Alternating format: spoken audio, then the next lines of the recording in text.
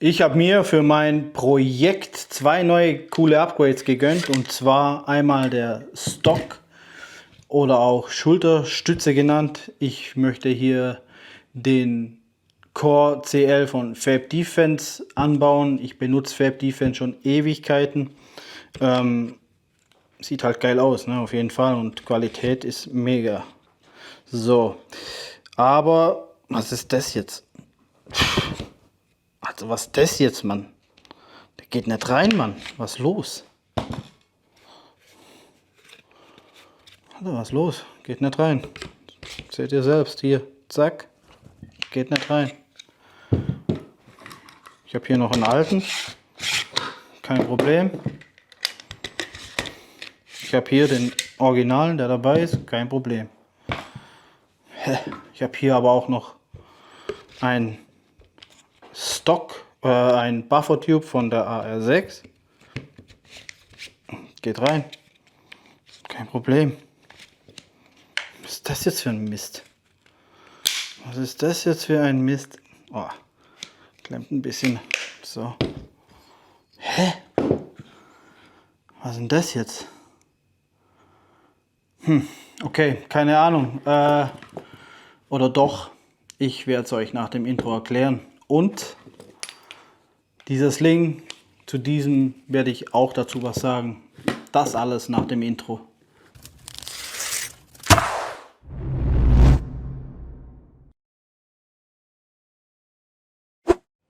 Also heute geht es um zwei neue Upgrades, und zwar einmal hier der Sling 1-Point, 2-Point oder 3-Point Sling. Zu dem werde ich allerdings später etwas sagen. Aber jetzt kommen wir erstmal hier zum Stock oder Schulterstütze genannt. Der hier ist von Fab Defense, das ist der Core CL. Ich benutze Fab Defense schon Ewigkeiten, also schon seit Jahren für alles Mögliche, sei es Airsoft, Armbrust oder auch Schusswaffen. Ist einfach ein cooler Hersteller und der macht richtig coole Produkte. Man sieht es hier, also mir gefällt es. Sehr, sehr cool, dezent und hat einfach Style. So, jetzt kommen wir zu dem Problem. Warum passt der nicht bei der M10 hier drauf? Ist es irgendwie schlechte Qualität oder wie oder was oder wo? Der Grund ist ein einfacher. Es liegt nicht an der Qualität, weil das ist gute Qualität und das ist gute Qualität. Es liegt an verschiedenen Normen. Es gibt einmal den Mil-Spec Standard und einmal den Commercial Standard. Natürlich gibt es noch viel hochwertigere Sachen, wie zum Beispiel von Geissele oder BCM. Aber im Allgemeinen und in den meisten Fällen werden Mil-Spec oder Commercial Standardteile eingebaut, wie zum Beispiel bei der AR-15, dem Bolt Catch Carrier, den Trigger oder eben halt dem Buffer Tube. Und daran liegt das Ganze ganz einfach. Die haben ganz einfach verschiedene Maße, zum Beispiel beim Buffer Tube. Ja. Ich habe hier zum Beispiel, das ist ein alter Buffer Tube von der AR6. Das ist zum Beispiel Mil-Spec Standard. Deswegen passt der Stock, passt auch da drauf. Und der Stock passt hier drauf. Und der Stock passt sowieso drauf. Ja. Klar, der hier wackelt, aber wenn man den hier jetzt bei Commercial Standard drauf macht, wackelt der zwar auch noch minimal ein bisschen, aber nicht mehr so viel wie das. Liegt ganz einfach daran, weil Mil-Spec Standard hat beim Buffer Tube zum Beispiel einen Durchmesser von 1,148 Inch und bei Commercial hatten die einen Durchmesser von 1,168 Inch. Hört sich wirklich nach nichts an, hat aber riesen Auswirkungen. Und deswegen habe ich hier jetzt die Teile und will euch die Unterschiede auch zeigen. Also wie gesagt, Mil-Spec ist nichts Schlechtes, funktioniert immer, ist erprobt und ist halt militärisch. Funktioniert einfach immer, ja. Also deswegen ist aber trotzdem eine Baseline ganz einfach. Ich möchte euch hier ganz einfach zeigen, und sagen, der passt trotzdem da drauf. Bei diesem Stock von Fab Defense ist es nämlich ganz einfach so, ich habe hier 2 Seitenbacken und die kann ich austauschen gegen die Commercial Backen. Steht hier hinten drauf, links, rechts, COM und hier steht links drauf. Wir werden die jetzt ausbauen, ihr habt es gesehen. Das Teil geht nicht rein, ums Verrecken nicht. Deswegen weiß man da auch ganz genau, okay, das ist ein Commercial Standard und der alte zum Beispiel, wo der drauf passt, das habt ihr ja vorher gesehen hier, zack, passt drauf. Jetzt muss ich ihn wieder runterkriegen. Bei dem Stock ist es halt ein bisschen blöd, weil der hier muss man fest ziehen. Genau, bauen wir das mal aus. Und zwar habe ich hier einen kleinen Einraster, Nippel, was auch immer. Und da kann ich das Ganze schön rausholen. Dann haben wir die, legen wir hier auf Seite. Und zack, den bauen wir auch direkt raus. Geht super easy, super schnell. Jo, dann bauen wir den hier ein. Dann drücken wir den rein, links, rechts, alles klar, ist eingebaut, passt. Hier muss man halt ein bisschen aufpassen, dass er auch hinten, unten einrastet, deswegen mit dem Finger hier führen, wenn es geht. So, so, jetzt sitzt er drin. Und jetzt werde ich euch zeigen, dass das Ganze funktioniert. So, zack, und schon ist er drin. Funktioniert, sitzt, kann den schön nach vorne fahren. Schön nach hinten fahren. Schon ist er drauf. Also wie gesagt, das ist dieser Standard. Den werde ich euch jetzt noch mit dem Messschieber zeigen und messen. Erstmal den Dinger hier rauskriegen wieder. Das ist immer eine Fummelarbeit. Den werde ich euch jetzt mal zeigen mit dem Messschieber. Habe ich auch extra vorbereitet. So, das ist sogar noch ein guter. Dann zeige ich euch das jetzt. Also ich habe hier meinen Messschieber, der ist auf 0 und hier der von der AR6, sprich Mil-Spec. So, dann messen wir den hier mal, zack. Dann haben wir hier, halt hier 29, 23, 22 und dann haben wir den hier von der M10.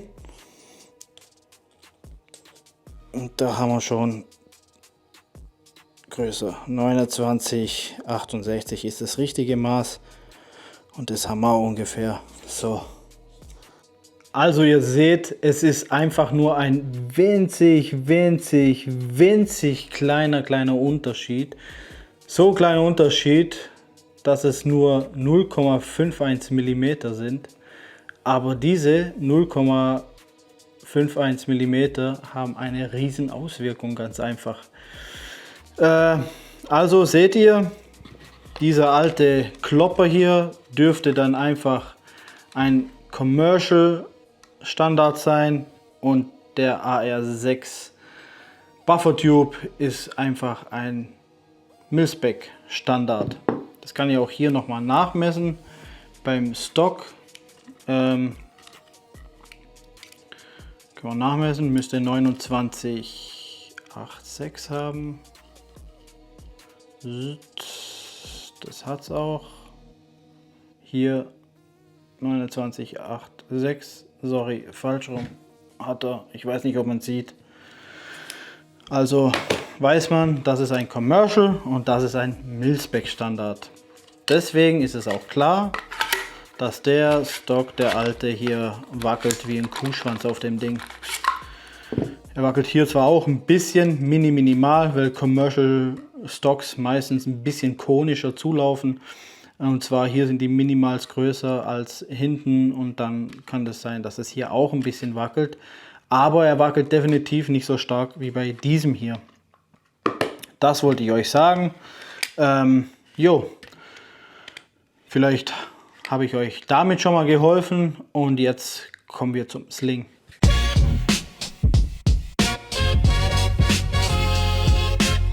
Dann kommen wir noch zum zweiten Upgrade. Das ist mein Sling Das ist der Sling von Magpul. Das ist der MS4 Generation 2. Den habe ich allerdings auch an meiner AR-15.